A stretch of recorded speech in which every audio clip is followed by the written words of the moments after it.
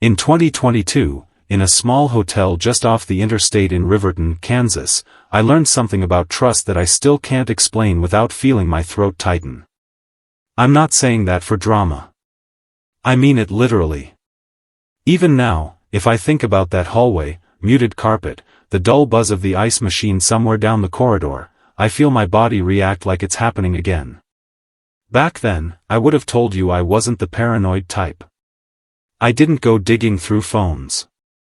I didn't keep score. I wasn't one of those guys who needed to know where his girlfriend was every minute. If anything, I thought I was doing it right. That night was supposed to be a nothing night. An unremarkable night. The kind you don't remember in detail because it doesn't matter. Except I remember every second of the part where it mattered. The room had that standard hotel smell, cleaning solution trying to cover something older. We'd checked in late. It wasn't a vacation. It wasn't romantic. It was just what made sense at the time because of where we were and what we needed to do the next morning. My girlfriend, I'll call her Lena, had been in a good mood most of the evening. We'd been laughing, talking over each other, doing that comfortable thing couples do when they're used to each other's rhythms.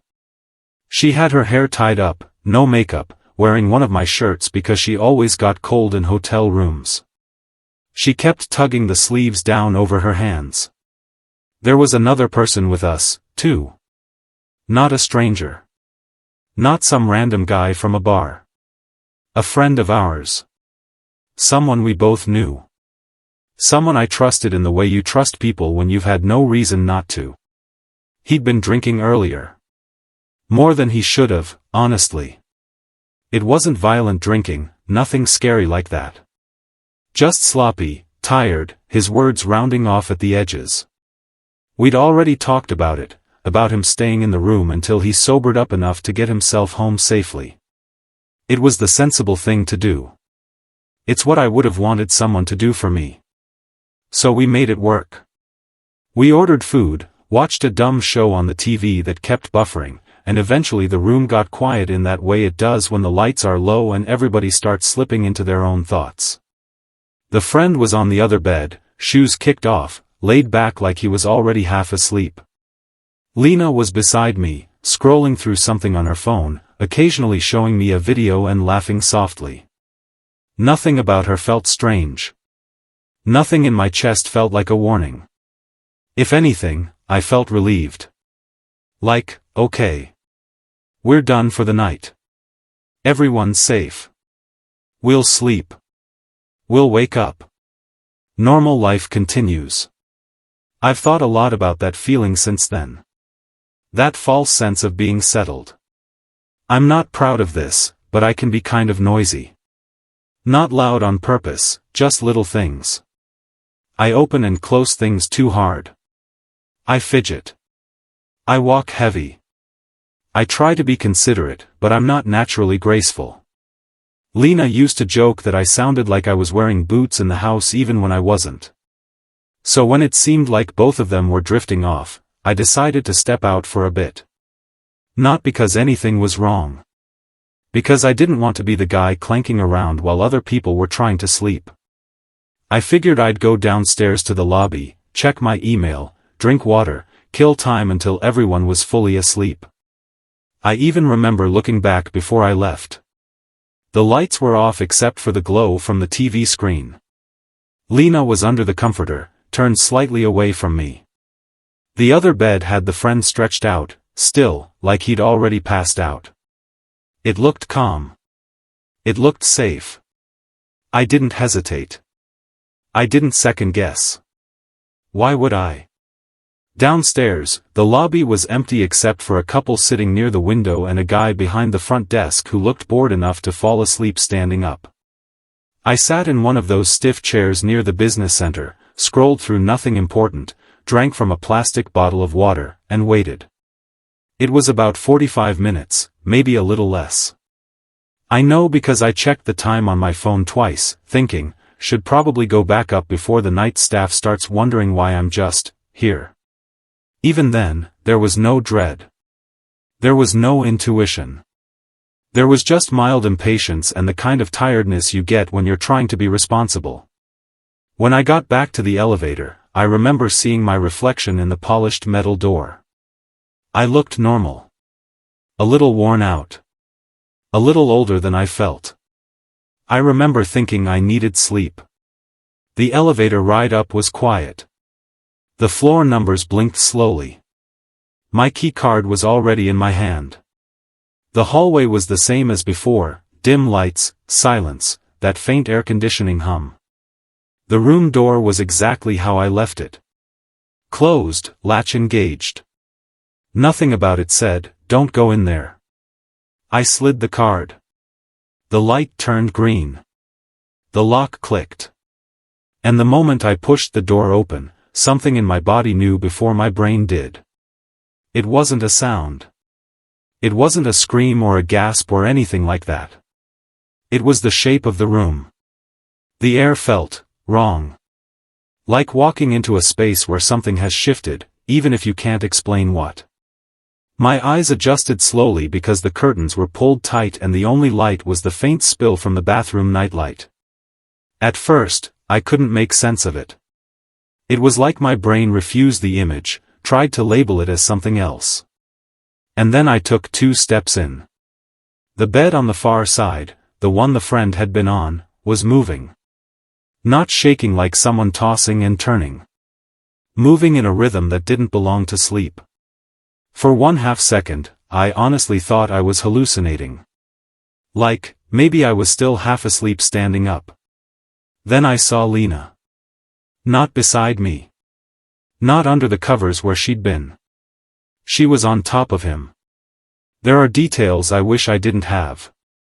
But they're there, stuck in my head like splinters. Her knees planted on either side of him. His body flat on the mattress.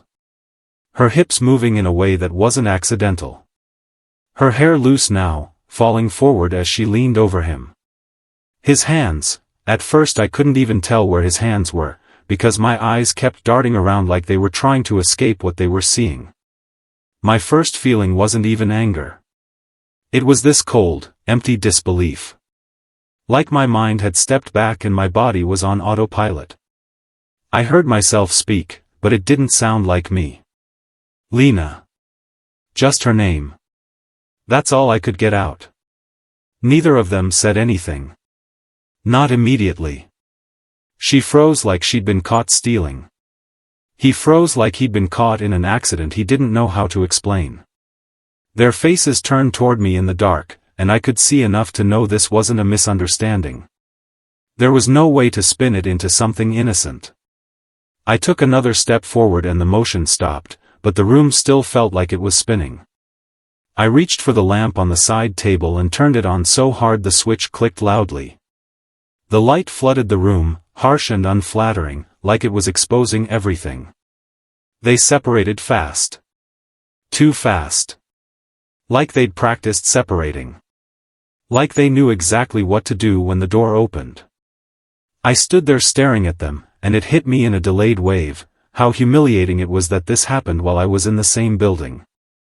How close I'd been. How casual it seemed. How quickly my life could be rearranged without my permission. Lena's mouth opened like she was going to speak, but nothing came out.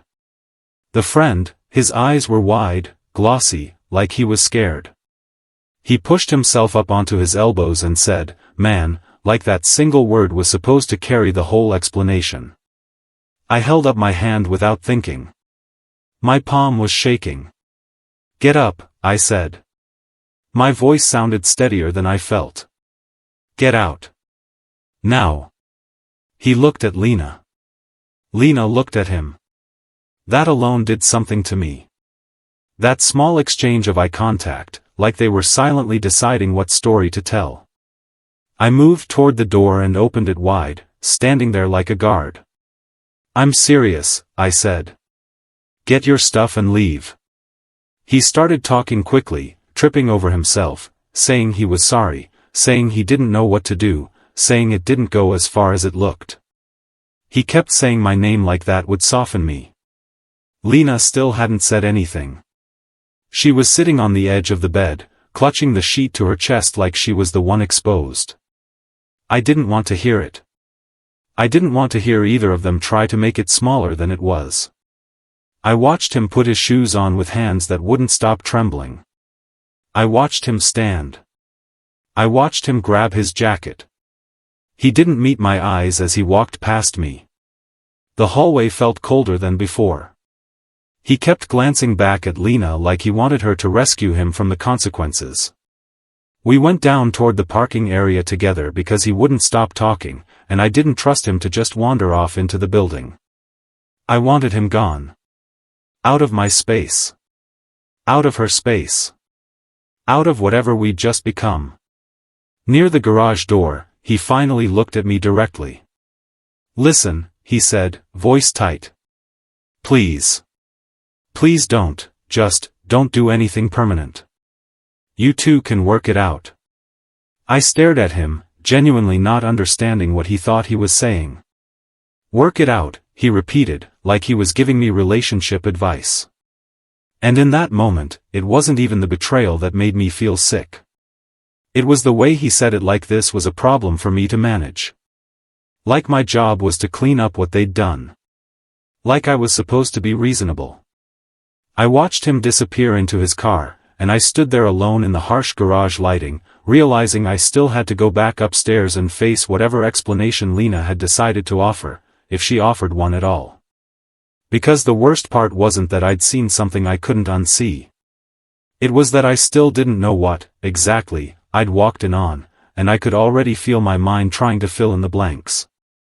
Before that night, if you had asked me to describe my relationship with Lena, I would have said it was simple. In a good way. Not perfect. Nothing is. But steady. Honest. The kind of relationship where you don't feel like you're constantly checking the ground to make sure it's not going to collapse under you. We met in a pretty ordinary way, which feels almost frustrating now because there was no dramatic beginning. No whirlwind romance that burned too hot too fast. It was gradual. Normal. I was working a job that kept me busy but not fulfilled, and she was in this stage of her life where she seemed to be rebuilding, new routines, new energy, trying to make things feel lighter. We were introduced through mutual acquaintances, ended up in the same place a few times, and eventually started talking one-on-one. At first, it was just easy conversation. No pressure. She had this way of listening that made you feel like what you were saying mattered, even when it was something stupid. Like you could complain about your day or tell some pointless story and she'd stay engaged, nodding, asking questions. I remember thinking, that's rare. When we started dating, it didn't feel like stepping into chaos. It felt like stepping into something calm. We weren't the couple that fought loudly in public or had constant dramatic breakups. If we had disagreements, they were usually quiet. The kind of things where you both cool off, talk later, move forward. She wasn't possessive. I wasn't either. We gave each other space without making it a threat. There were nights she went out with friends and I didn't feel the need to ask for updates every hour. There were weekends I was busy or tired and she didn't turn it into some emotional test. That mattered to me more than I realized. I'd been in relationships before where trust felt like a constant negotiation. Where you always had to prove you weren't doing something wrong. With Lena, I thought we'd skipped that part.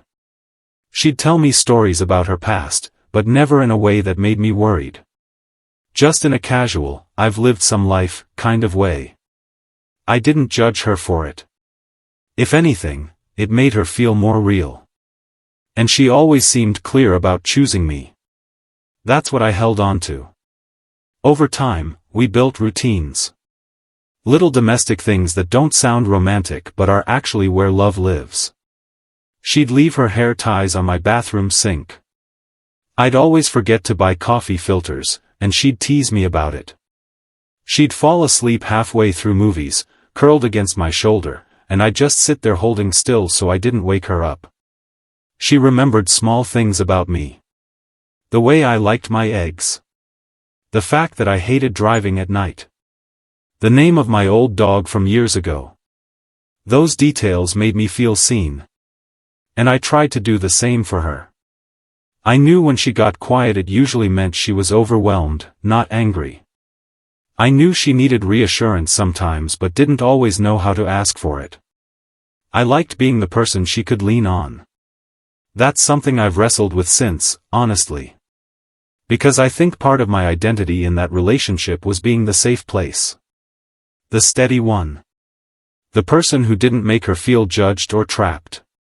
And she seemed to appreciate that. There wasn't this long list of red flags I ignored. That's what people always assume when you tell them something fell apart.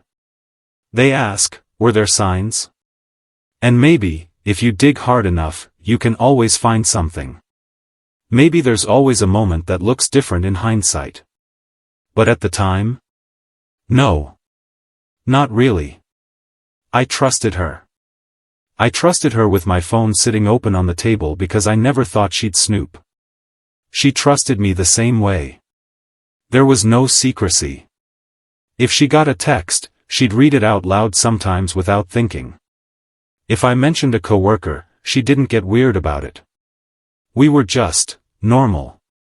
We talked about the future in that casual way couples do when they assume they'll still be together in 6 months, a year, longer.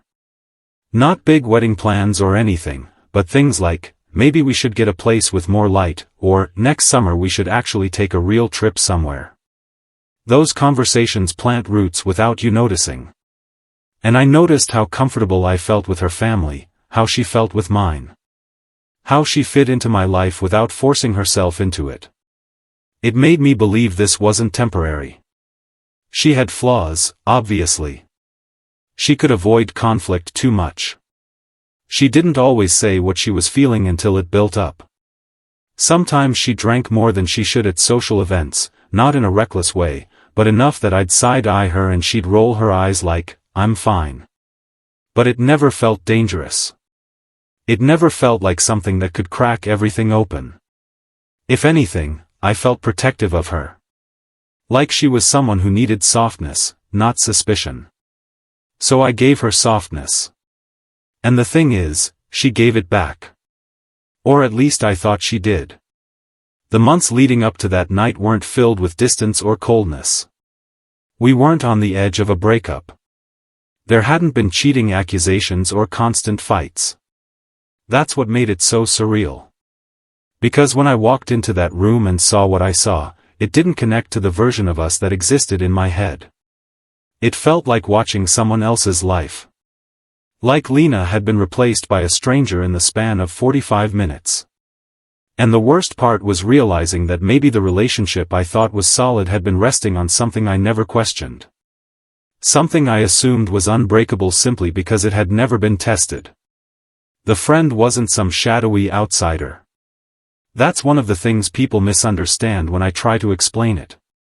They imagine some random guy at a bar, some obvious threat, some person who was circling the relationship from the beginning. Like there was a villain with a plan. But it wasn't like that. He was just there. Part of the background of our lives. I'll call him Marcus. Not his real name, obviously, but close enough for the shape of the memory. Marcus wasn't my best friend. We weren't brothers. He wasn't someone I talked to every day. But he was in the wider circle. A friend of a friend at first. Someone who showed up to group things.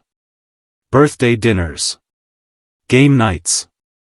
Casual weekend hangouts where people drifted in and out. The kind of person you don't think too hard about. He had this easygoing personality. A little too casual sometimes. He joked a lot, didn't take much seriously, but not in a cruel way.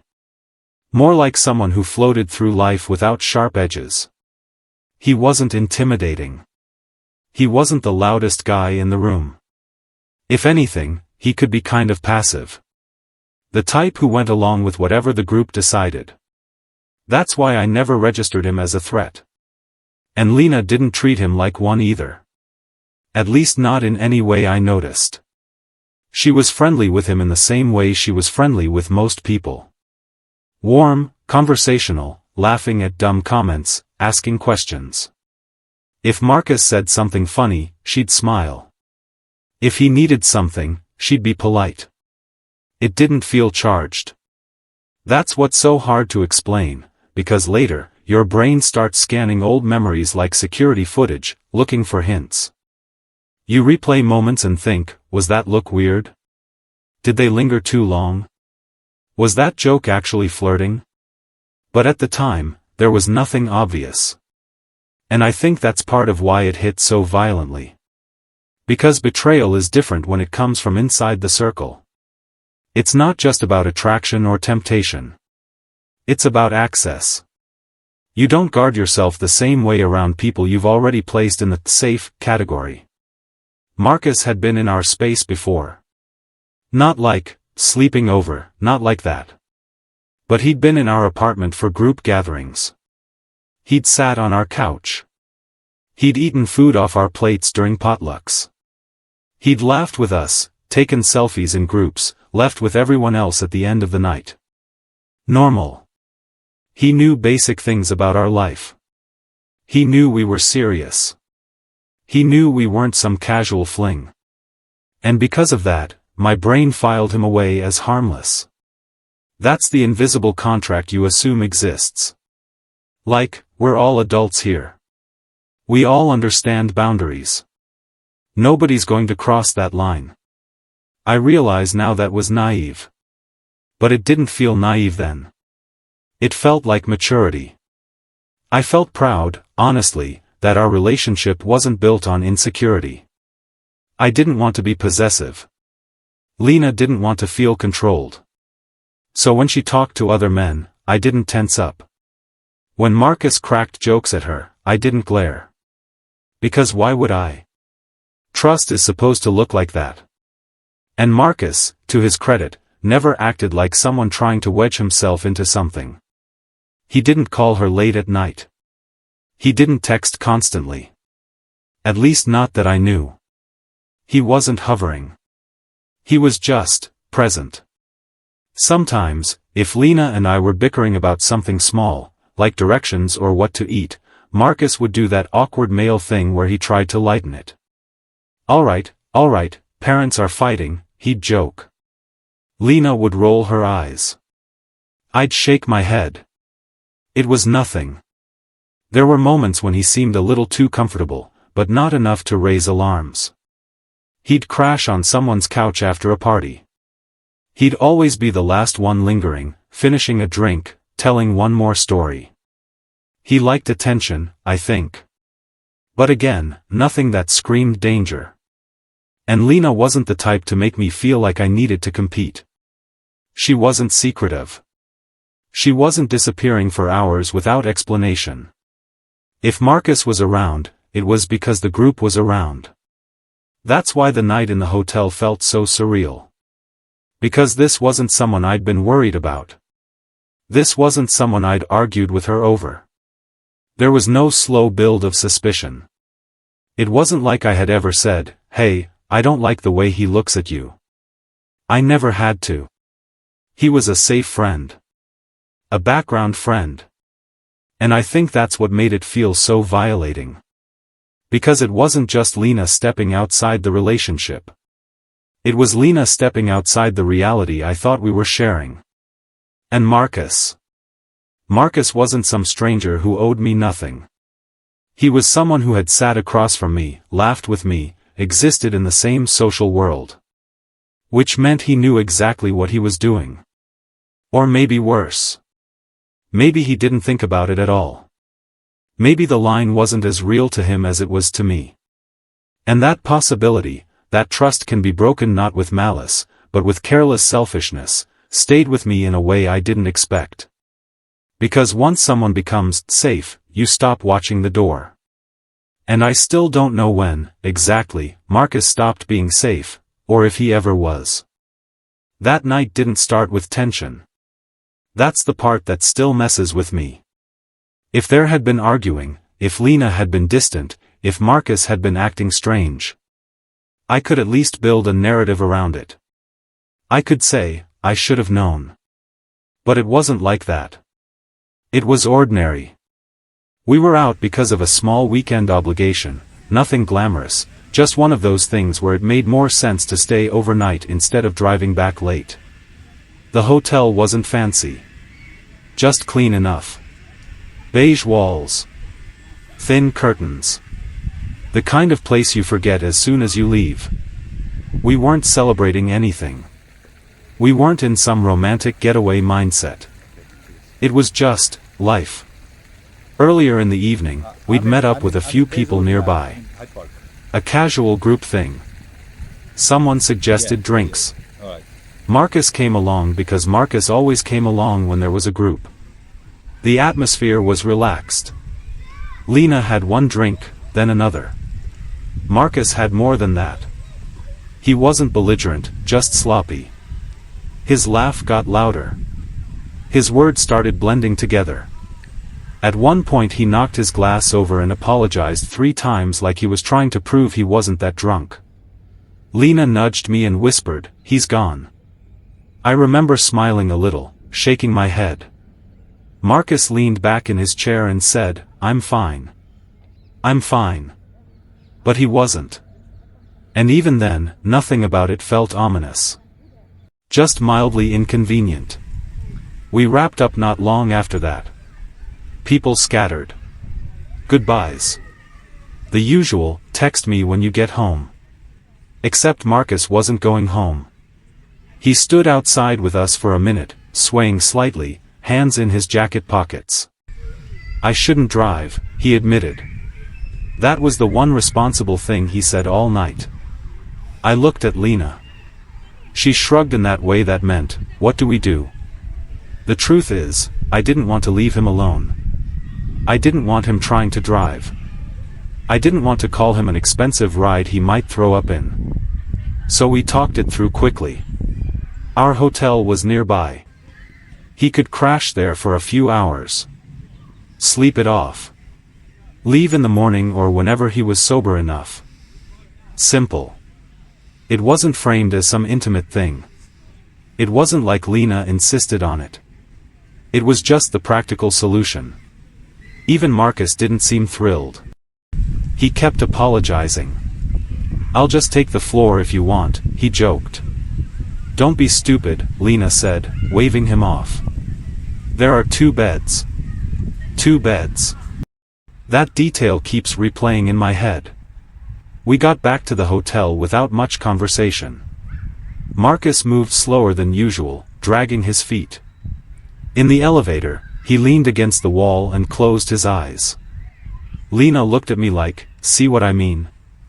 I squeezed her hand. Nothing felt wrong. When we got into the room, the lighting was dim and tired.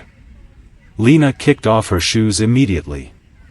Marcus sat on the edge of the far bed like a kid who'd been brought somewhere he didn't belong. "You good?" I asked him. He nodded too fast. Yeah, I'm good. I'll pass out. I won't bother you guys. Just sleep," Lena said. She wasn't being overly nurturing. Not flirtatious. Just normal. She grabbed one of the extra blankets and tossed it toward him. He caught it clumsily. For a while, the room had that awkward energy of having a third person present. Like you don't fully relax because someone else is there. Lena and I kept our voices quieter. We didn't touch too much. It wasn't romantic. Just roommates for the night. Marcus laid back on his bed fully clothed, shoes off but jeans still on, staring at the ceiling. Lena and I sat on our bed with the TV on low. There was some mindless show playing, something neither of us cared about. It was just noise. Marcus mumbled something about the pillows not being comfortable. Lena laughed softly. "It's a cheap hotel, Marcus. You'll survive." He gave a lazy thumbs up. At some point, he went quiet. Not dramatic quiet. Just, the kind of quiet where you know someone's drifting off. I remember glancing over and seeing him turn slightly to the side, eyes closed. Lena leaned back against the headboard, scrolling on her phone. Everything looked settled. That was the thing. It looked like the night was ending the way it should. Boring. Safe. I don't know if people realize how much betrayal depends on that illusion. It needs the setup of normalcy to feel real. Because if you're already suspicious, you're braced for impact. I wasn't braced for anything. I was thinking about brushing my teeth. About how early we needed to be up. About whether the air conditioner was too loud. At one point, Lena yawned and tossed her phone onto the bed. "I'm exhausted," she said. "Yeah," I agreed. "Same." Marcus didn't respond. Just stayed still. The room lights were mostly off now, except for the glow of the TV and the faint bathroom light. Lena slid down under the comforter, turning slightly away from me. I remember feeling content. Not happy exactly. Just content. Like, okay. This is fine. Tomorrow will be normal. And that's when I made the decision that seemed completely meaningless. I didn't want to be clanking around while they slept. I didn't want to wake Marcus up, or wake Lena up, because I can be restless. So I told myself I'd step out for a bit. Just go downstairs. Sit in the lobby. Let them actually fall asleep. I leaned over and whispered, "I'm gonna go down for a minute." Lena murmured something, half asleep. I didn't even know if she heard me. Marcus was already out. I stood there for a second, looking at both beds. It looked peaceful. It looked like the kind of scene you'd never think twice about. Two people sleeping. One person stepping out briefly. A harmless friend crashing for the night. A normal decision. A responsible decision. And I didn't understand, walking out of that room, that I was leaving behind more than silence. I was leaving behind access. And I didn't know how dangerous access could be until I came back. The strange part is how small it was. That window of time. It wasn't a weekend away. It wasn't some long stretch where anything could have happened without me knowing. It was less than an hour. I didn't even leave the building. I just stepped out. When I think about it now, that's what makes it feel unreal. Like if something can break that quickly, then what does stability even mean? I remember pausing with my hand on the door before I left, just for a second, listening. The room was quiet in that late-night way. The TV volume low enough to blend into the background. Marcus was still on the far bed, breathing heavy like someone who'd shut down fast. Lena had curled under the comforter. I could see the outline of her shoulder, the way her hair had spilled across the pillow. Nothing about it felt unstable. If anything, it felt boring. And boring is what you want, sometimes. Boring means safe. I closed the door softly behind me and walked down the hall, trying not to let it click too loudly. The elevator was slow. It always is when you're tired. On the way down, I stared at the floor numbers blinking and thought about nothing important. Just the kind of mental static you get at the end of the day. In the lobby, it was almost empty.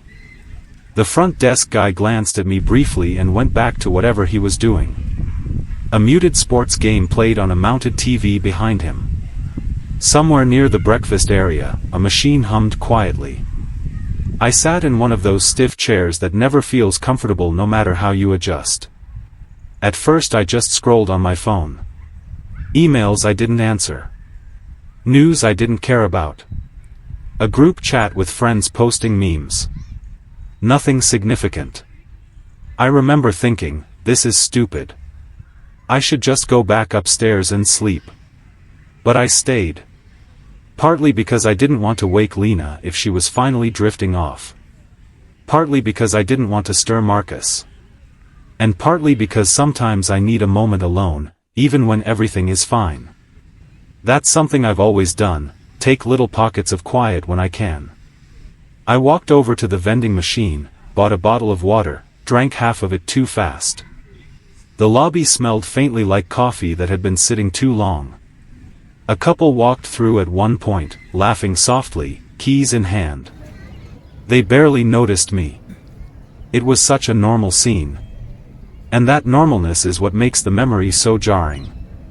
Because while I was sitting there, killing time, my life upstairs was changing shape. I didn't know that. I had no sense of it. People talk about intuition like it's this magical alarm. I didn't have an alarm. If anything, I felt calm. I checked the time. 40 minutes had passed. Maybe that was enough. Maybe everyone was fully asleep now. I stood, stretched, rubbed my eyes. On the way back to the elevator, I remember feeling this small tug of responsibility. Like, should probably make sure Marcus is okay. Make sure he doesn't throw up or choke or do something stupid in his sleep.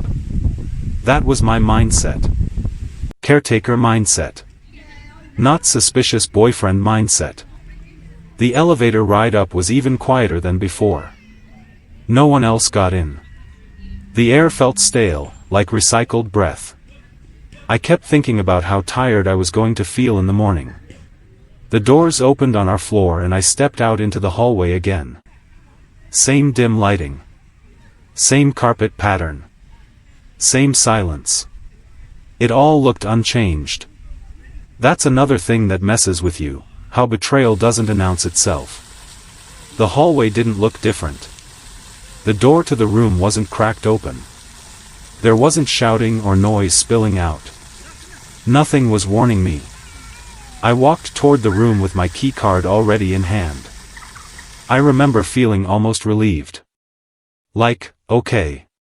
I can finally sleep. This little detour is done. I slid the card through the lock. Green light. A soft click. My hand was on the handle. And I want to be clear, in that exact moment, before I opened the door, I still thought I was walking back into normality. 2 people asleep. A quiet room. A boring end to the night. That's what I believed. I pushed the door open gently, expecting darkness and stillness. What I got instead was something my brain couldn't place at first. The room wasn't loud. But it wasn't still. There was movement where there shouldn't have been movement. A shift in air. A wrongness. It's hard to describe without making it sound dramatic, but it was like stepping into a scene mid-sentence. Like walking into a conversation you weren't supposed to hear. My eyes adjusted slowly. The curtains were still drawn tight. The TV glow was gone now. The room was darker than before. For half a heartbeat, I thought maybe I was imagining it. Then I saw the outline of bodies on the far bed. Not separate. Not resting. Together.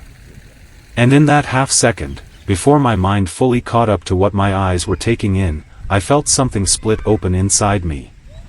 Because I realized whatever was happening had started in the exact window of time I'd thought was harmless. The exact stretch of minutes I'd spent downstairs, trying to be considerate. And I understood, too late, that nothing about that night was going to be boring anymore. When the door opened, I didn't understand what I was seeing right away. That's the honest truth. My brain tried to protect me for a second. It tried to turn the shapes into something else. It tried to label it incorrectly. Like if I stared hard enough, it would rearrange into something harmless. The room was dim. The air felt heavy, stale, like it had been holding its breath. At first, it was just movement. A bed shifting. A silhouette leaning over another silhouette. For half a second, I thought Marcus was sick. Like maybe he was throwing up, maybe Lena was helping him, maybe. Then my eyes adjusted a little more. And my stomach dropped so fast it felt like missing a step on a staircase. It wasn't help. It wasn't an accident. Lena wasn't standing beside the bed. She was on it. On top of him. Close enough that there was no innocent explanation. There are moments where time doesn't slow down like people say. It doesn't become cinematic. It becomes jagged, Choppy. Like your mind is taking pictures instead of video. Her posture. His body underneath. The way they froze when they noticed me, like children caught doing something they knew was wrong. I remember blinking hard, because my eyes kept refusing to focus. My first thought wasn't even anger. It was, this can't be real. It was like walking into the wrong room. Like I'd opened a door into somebody else's life. I heard myself say her name, but it sounded unfamiliar. Lena. Just that. No shouting. No dramatic confrontation. Just her name, flat and broken. Neither of them spoke. Lena's head turned toward me slowly. Her face looked blank, almost stunned, as if she couldn't believe I was there. Marcus looked, terrified. Not guilty in a clean way. Just panicked. Like someone waking up mid-fall. I stood there, gripping the doorframe. My heart was hammering so hard I could feel it in my throat. For a second, no one moved. Then Lena shifted backward quickly, scrambling away like the contact itself had suddenly burned her. Marcus sat up halfway, pulling the blanket awkwardly, like that could undo what I'd just seen. The room was silent except for shallow breathing. I thought Lena would speak. I thought she would say anything. A denial. An apology. A mistake. But her mouth opened and nothing came out. That silence did something to me. Because silence is a kind of answer. I took one step into the room. Then another. The distance between us felt enormous. Marcus finally stammered, "Man." Just one word. Like he was testing the ground. I looked at him, and I don't even know what my expression was. I couldn't feel my face. "What is this?" I asked. It came out quiet. Not because I was calm, but because my body didn't know how to be loud. Lena shook her head slightly, like she was waking up. "It's not," she started. And stopped. Because what could she possibly finish that sentence with? "It's not what it looks like." It was exactly what it looked like. I glanced at Marcus again. He couldn't meet my eyes. He kept looking at Lena instead, like she might save him, like she might tell him what to say. That look between them, so quick, so instinctive, hit me harder than I expected. Because it meant something had already passed between them. Something unspoken. Some shared understanding that didn't include me. I reached over and snapped on the bedside lamp. The light flooded the room harshly, washing away the dimness that had made everything feel unreal. Now it was brutally clear. Lena sat on the edge of the bed, clutching the sheet to her chest. Marcus was upright, hair messy, eyes wide. They looked ridiculous. They looked human. They looked like people who had made a choice and suddenly didn't know what to do with the consequences. My hands were shaking. I held them at my sides, fists half-formed. I didn't trust myself to gesture. I didn't trust myself to get closer. "Get out," I said to Marcus. He blinked. "What?" "Get out. Now." Lena's head snapped toward me. "Wait." I didn't look at her. I couldn't. I was afraid if I looked too long, I'd break in a way I couldn't come back from. Marcus swung his legs off the bed clumsily. "Look, it didn't," he started. I cut him off. "Don't." My voice was sharper now. He stood there, swaying slightly, still drunk enough to be slow, still sober enough to understand fear. "It didn't go far," he insisted, words rushing. "It was stupid. I don't know." "Stop talking," I said. I walked to the door and opened it wide, standing there like a barrier. Marcus hesitated. Lena finally found her voice, thin and cracked. "Please." I turned my head slightly, just enough to hear her. But I didn't respond. Because I didn't know what that please was asking for. Please forgive me. Please don't leave. Please don't make this real. Marcus grabbed his shoes, fumbling with them.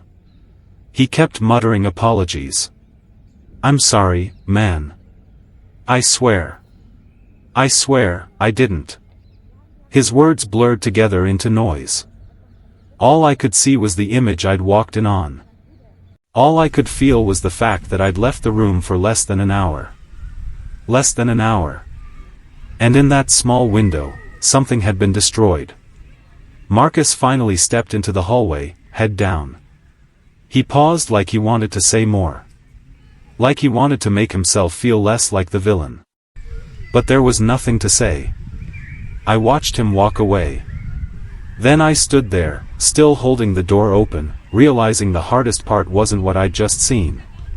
It was that I still had to turn around and face Lena, and I didn't know who she was anymore. When Marcus stepped into the hallway, I thought the air would feel cleaner. Like removing him from the room would remove what had happened. It didn't. It followed us out like smoke. I walked behind him in silence, not because I wanted to escort him like some authority figure, but because I didn't trust the situation. I didn't trust my own brain. I didn't trust what else might come out of his mouth if I left him alone. He kept looking back at me with this wide, helpless expression. Man, please, he said under his breath. Please just listen. I didn't answer. The hallway felt too quiet, like the building itself was pretending not to notice. We reached the elevator, and Marcus jabbed the button too hard. The doors opened almost immediately. Inside, the bright overhead light made him look worse. His face was flushed. His hair was messy. His movements were unsteady, but not so unsteady that he could pretend he didn't know what he was doing. The ride down was short. Marcus cleared his throat like he was about to deliver some explanation that would fix everything. It wasn't planned, he said finally. I stared straight ahead. I didn't even, he exhaled sharply. I don't even know how it started. That line hit me wrong. Like something that just starts without anyone deciding. I still didn't speak. Marcus kept going anyway, words spilling out because silence was unbearable.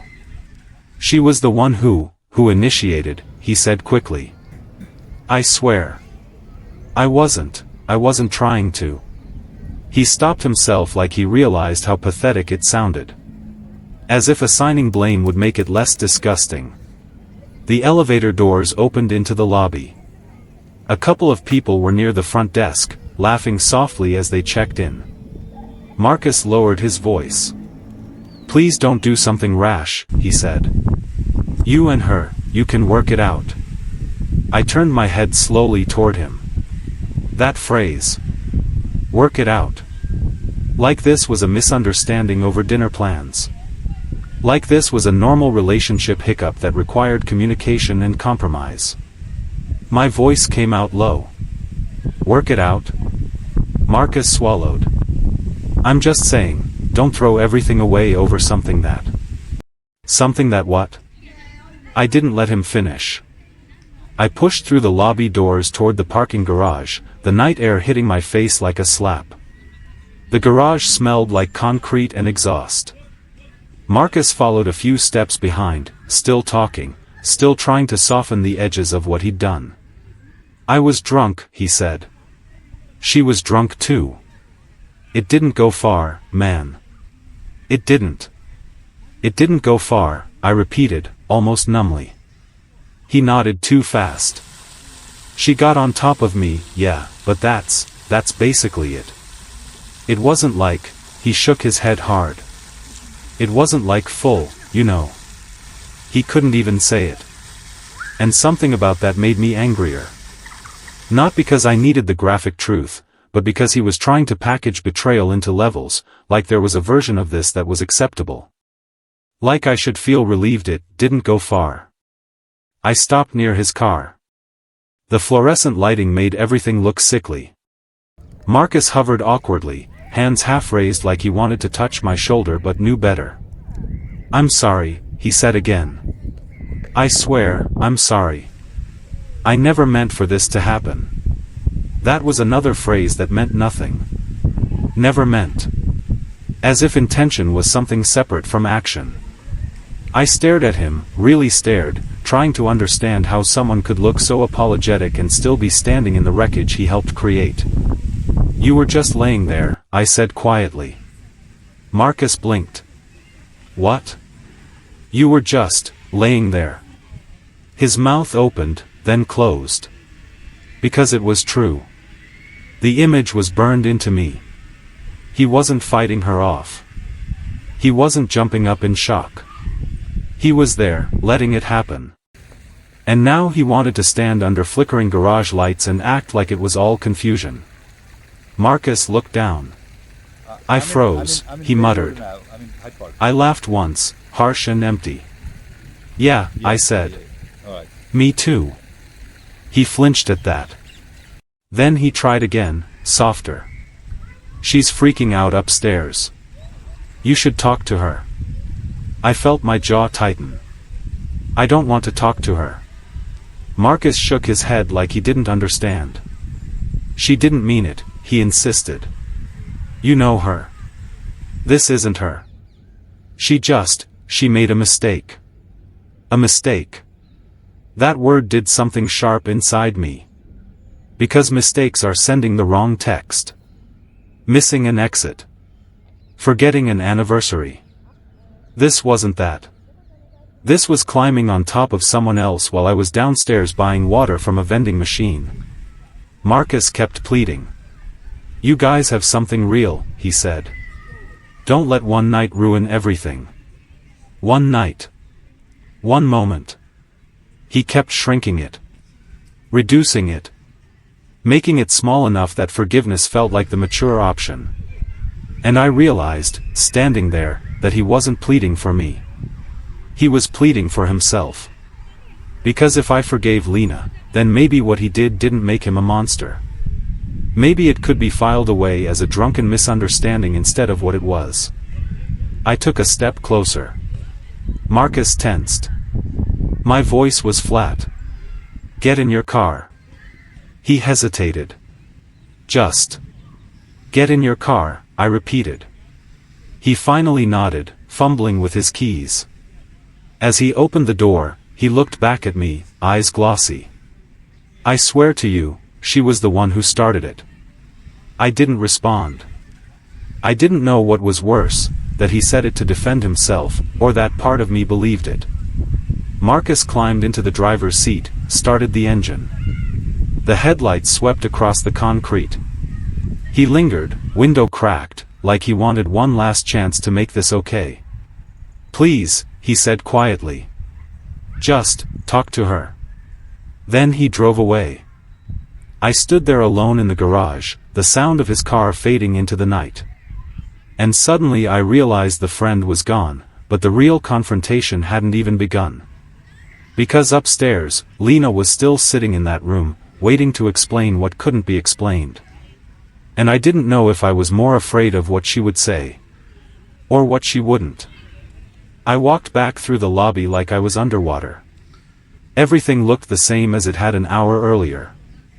The front desk. The TV. The weirdly bright lights that made it feel like it was always morning in there. That was the problem. Nothing around me reflected what had happened. No alarms. No shattered glass. No obvious sign that my life had just taken a hard turn. I nodded at nobody, kept my face blank, and rode the elevator back up with my stomach twisting in slow circles. I remember thinking, I should call someone. Then immediately thinking, who? There wasn't a person in my contacts who felt right for that moment. There are some things you don't want to say out loud because the second you do, they become real in a way you can't reverse. The elevator doors opened and I walked down the hallway again. Same carpet. Same silence. Only now I felt like everyone could somehow see through the walls and know what had just happened in that room. My key card was still in my pocket. I didn't even need it because the door wasn't latched all the way. I must have left it that way when I stormed out behind Marcus. I pushed it open. The light from the bedside lamp was still on, harsh and unkind. Lena was sitting on the edge of our bed, exactly where I'd left her. She wasn't crying. That surprised me. I expected tears, mascara running, the whole collapse. But she looked still. Like her body had paused and forgotten how to move. Her hair was a mess. The sheet was wrapped around her like armor. When she saw me, her shoulders lifted slightly, like she'd been holding her breath. "Where did you go?" she asked. It wasn't a demanding question. It sounded small. Almost childlike. I stared at her. I couldn't answer, because the real answer was, I went to remove him from the situation because I didn't trust either of you to do it. But I didn't want to have a conversation yet. I didn't want to negotiate reality. So I closed the door behind me and stood there. Lena swallowed. "I didn't know what to do," she said quietly. That sentence made my throat tighten. Because I didn't know what to do either. I looked around the room like it might offer instructions. The friend's bed was rumpled. The blanket twisted. One of his shoes had left a dirty mark near the edge. It was a stupid detail, but it stuck with me. Like even after he left, part of him was still there in the room. Lena kept talking. "It was stupid," she said. I don't even know why I." She stopped, like she expected me to fill in the blank. I didn't. I walked toward the bathroom, then stopped halfway like I'd forgotten what I was doing. My body wanted to escape, but there was nowhere to go. This was a hotel room. A small box with 2 beds and 2 thin walls. So I sat down in the chair by the window instead, facing away from her. I could feel her watching me. After a few seconds she said, "Please don't leave." That word again. Please. Everyone was saying please like it was a spell. I didn't turn around. "I'm here," I said. But even as I said it, I knew what I meant was, I'm physically here. Not emotionally. Not the way I was before. Lena's voice got tighter. "It didn't go all the way," she said. There it was. The minimization. The same phrase Marcus had fed me in the garage, now coming from her mouth like they'd rehearsed it. I let out a breath through my nose, almost a laugh, but it wasn't funny. "Why are you saying that?" I asked. She sounded frustrated, like she didn't understand why I wasn't grabbing onto the lifeline she was offering. "Because it matters," she said. I finally turned my head slightly. Her eyes were wide and shiny now, but still no tears falling. Just panic swimming in them. "It matters?" I repeated. "Yes," she said quickly. "I mean, yes. It matters. If it didn't go further, then it's not." "Not what?" "Not cheating. Not betrayal. Not worth ending us." She couldn't finish. Maybe because she knew how ridiculous it sounded. Or maybe because she believed it and didn't want to say it plainly. I stared at her, and that's when the emotional wave hit in full. Not just anger. Not just hurt. A full-body collapse of certainty. Because what she was saying wasn't just a defense. It was a different reality. It was Lena trying to tell me that what I saw didn't mean what I knew it meant. That my eyes were too harsh, my reaction too extreme. And that made me feel crazy. I looked down at my hands in my lap. They were still shaking, slightly, like my nervous system hadn't gotten the message that the immediate danger was over. Except the danger wasn't over. It had just changed shape. I thought about how normal the night had been. How I'd walked out of the room carefully, like a considerate boyfriend. How I'd sat in a lobby chair scrolling through nothing. And upstairs, she had done that. In my mind, I kept replaying the moment the lamp snapped on. The way they separated. The way their faces looked like they were waking up into consequences. My chest tightened hard. I could feel tears threatening, but they didn't come. Instead there was this numb pressure behind my eyes. Lena shifted on the bed. "I didn't mean to hurt you," she whispered. I heard myself ask, "So what did you mean to do?" The question hung there. She opened her mouth, closed it. The silence stretched. And in that silence, images started filling the empty spaces. Not new images, just the ones I already had, looping. Her hips moving. His body under her. The way he looked away from me. I realized I didn't know what happened in the minutes before I walked in. I didn't know if there had been kissing, touching, whispering, anything. And that not knowing was torture. Because my mind tried to complete the scene on its own. It created versions that were worse than reality, maybe. Or maybe reality was worse than I could imagine. I didn't have proof either way. Lena's voice trembled. "He didn't do anything," she said.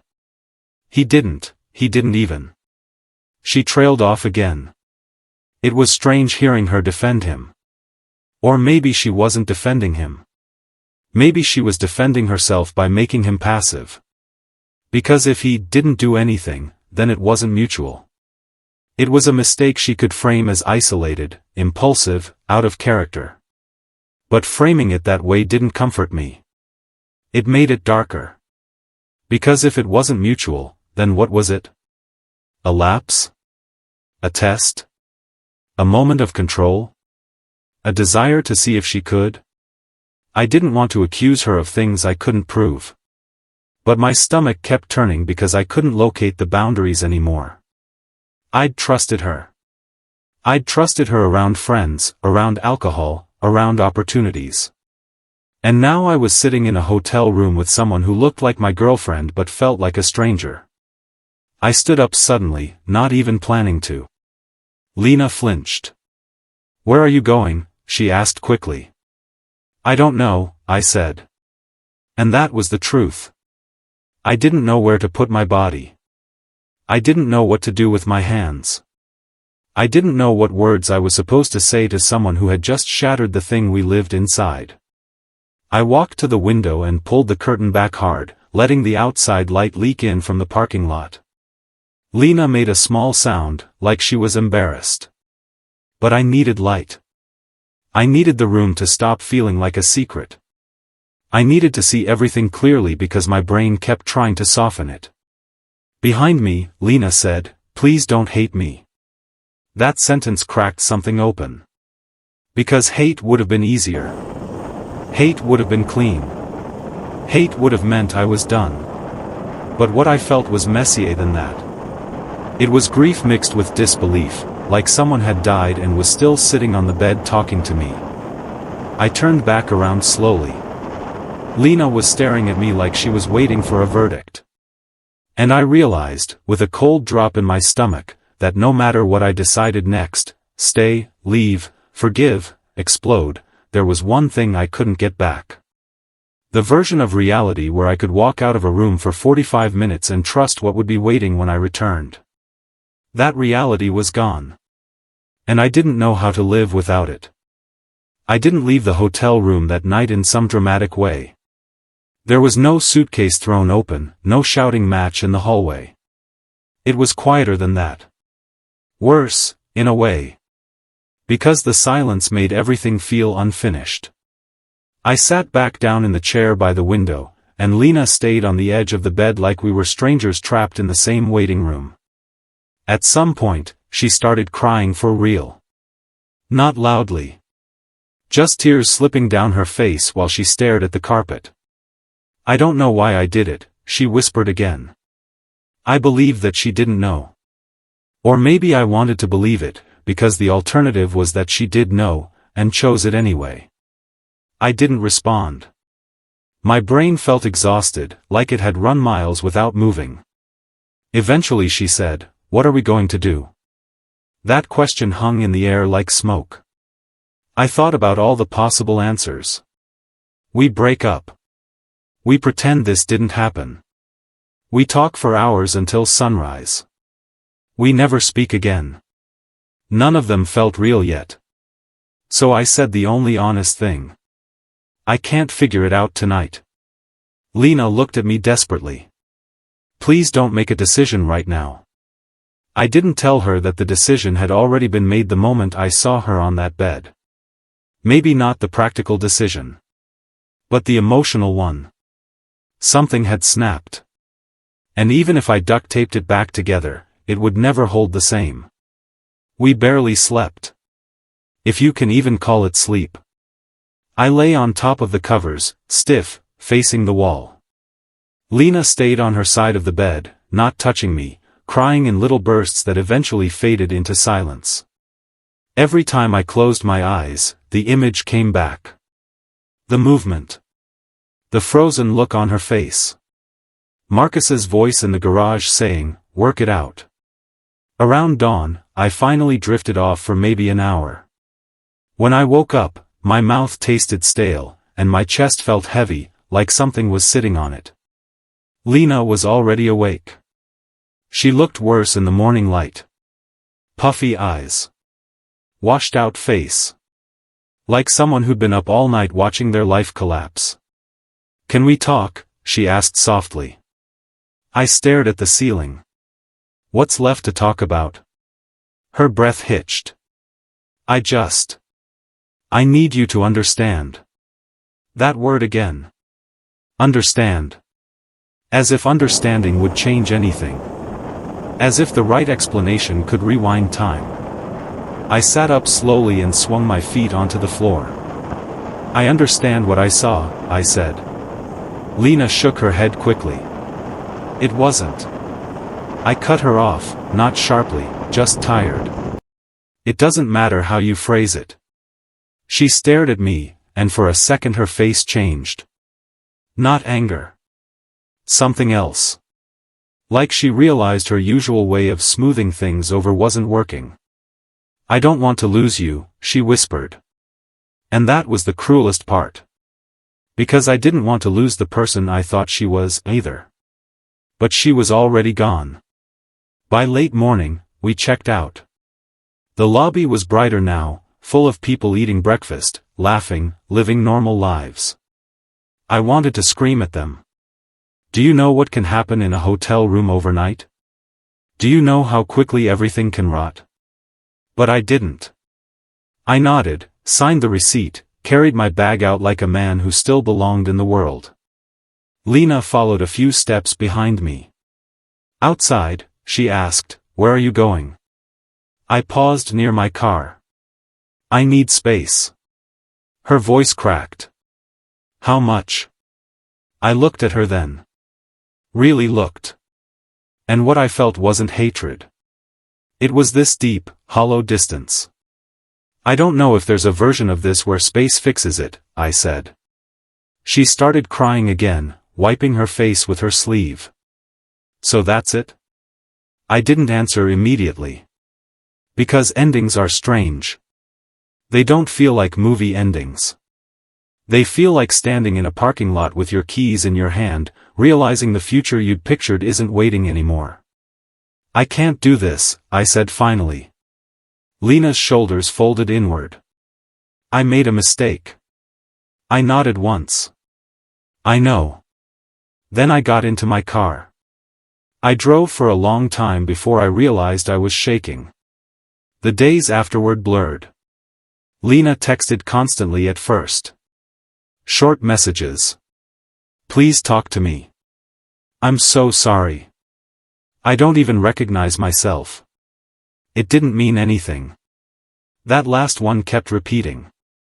It didn't mean anything. As if meaning was the only metric. As if betrayal without meaning was somehow lighter. I didn't respond. Not because I was trying to punish her. Because every time I imagined replying, I could feel myself slipping into quicksand. Because closure is a trap. Closure is where you sit across from someone who hurt you and listen until you start doubting your own pain. A week later, Marcus reached out too. One message. "I'm sorry. I never wanted this." I stared at it for a long time. Then deleted it. That was my delayed validation, I think. Not some dramatic confession. Just the quiet realization that both of them were still trying to make it less than it was. Still trying to fold it into a manageable story. An accident. A drunken moment. A misunderstanding. But my body knew better. My mind knew better. Because I had seen it. And I had felt the way reality split. Over the next month, people asked vague questions. Lena told a couple friends we were taking space. No one said the truth out loud. It hovered. Unspoken. I noticed how quickly people avoid discomfort. How fast betrayal becomes a private inconvenience instead of a moral rupture. And in that avoidance, something in me solidified. I didn't need everyone to validate what happened. I didn't need Lena to explain it perfectly. I didn't need Marcus to grovel until it looked sincere. I just needed to respect the fact that my trust had been violated in the most intimate way possible. So I stopped answering. I stopped reopening the wound. I let the silence become the boundary. Some nights, I still wanted to know more. What happened in those minutes before I walked in? Was it impulsive? Had it happened before? Did she think about me at all? But I realized those questions didn't lead anywhere good. They didn't bring peace. They just brought obsession. And obsession is not the same as healing. What I did have was the one thing betrayal tries to steal completely. Choice. I chose not to negotiate what I saw. I chose not to let minimization rewrite it. I chose myself over an explanation that would never feel satisfying. And even though that choice was lonely, it was the first moment after that night that felt real. Still, there was something unresolved that followed me quietly. Because walking away is one thing. But living with the unanswered space they left behind is another. And I wasn't sure yet which part would haunt me longer. It's strange what stays with you after something like that. It's not always the obvious things. It's not just the image, though that's there. Not just the betrayal, though that's the center of it. It's the smaller realizations that creep in afterward, the ones you don't expect. Like how quickly your brain can reclassify a person. One day, Lena was the safest place I knew. The next, she was someone I couldn't predict at all. And that shift does something permanent to you. For a while after it ended, I kept thinking about time. About how fragile time is. How you can spend months building something with someone, learning their habits, trusting their words, sharing ordinary life. And then lose it in less than an hour. 45 minutes. That number still feels unreal. I walked downstairs to be considerate. To give space. To let people sleep. I came back to something that changed the shape of my life. And it makes you wonder what trust even is, if it can be broken that casually. People like to imagine betrayal as complicated. Affairs with secret phones, months of lies, elaborate deception. But sometimes it isn't elaborate. Sometimes it's impulsive and stupid and immediate. Sometimes it's right there in the room next to you. And that's almost harder to accept. Because there's no grand villain story. No long build-up where you can point to a dozen warning signs and say, "See, I should have known. I didn't know." I would have defended her. If someone had asked me, a week before that night, if Lena was capable of something like that, I would have laughed. I would have said, "No. That's not who she is." And maybe that's the part that haunts me most. Not just what she did. But what it revealed about how little we actually know the people we love. Afterward, people tried to comfort me with simple phrases. Cheaters always cheat. Drunk actions are sober thoughts. Some people are just selfish. But life isn't that clean. Lena wasn't a cartoon villain. She wasn't cruel every day. She wasn't cold or distant. She was normal. She was kind, sometimes. She was loving, sometimes. She was a person who made one decision that destroyed something we both lived inside. And I've never been sure what's scarier. That she planned it. Or that she didn't. Because if it was planned, then at least it fits into a narrative of intention. But if it wasn't planned, if it was truly impulsive, then what does that say about boundaries? About character? About how thin the line is between loyalty and betrayal? I've also thought about Marcus. About how betrayal doesn't always come with aggression. Sometimes it comes with passivity. With someone letting it happen. With someone apologizing afterward and still trying to convince you it wasn't that bad. That's another kind of damage. The way people shrink the truth when it makes them uncomfortable. It didn't go far. It didn't mean anything. You can work it out. Those phrases weren't meant for me. They were meant to make them feel less guilty. And I realized something through all of it. One of the most painful parts of betrayal isn't the act itself. It's the aftermath where you're expected to manage it gracefully. To be reasonable. To forgive quickly. To not overreact. As if your heartbreak is an inconvenience. As if self-respect is optional. Leaving was lonely. It still is, sometimes. There are nights where the unanswered questions creep in. Nights where I wonder what I would have done if I hadn't walked in. If I'd stayed downstairs longer. If I'd trusted the wrong silence. Would it have gone further? Would I have ever known? Or would I be living in a relationship built on a truth I never saw?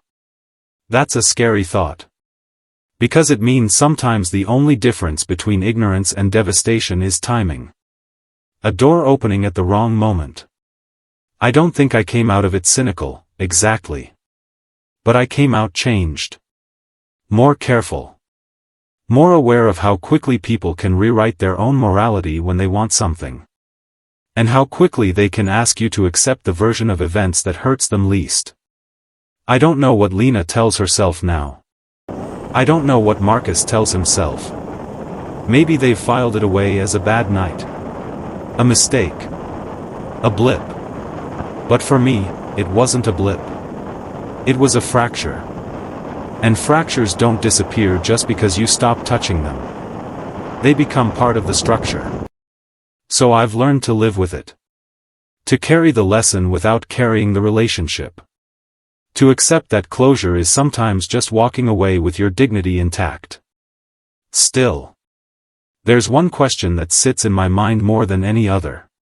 And I think it's the question that matters most, not just for me, but for anyone who's ever trusted someone fully. If someone can destroy years of trust in a single moment. If they can look you in the eye afterward and ask you to work it out. Then what, exactly, makes betrayal unforgivable? And how do you know where that line is, until someone crosses it?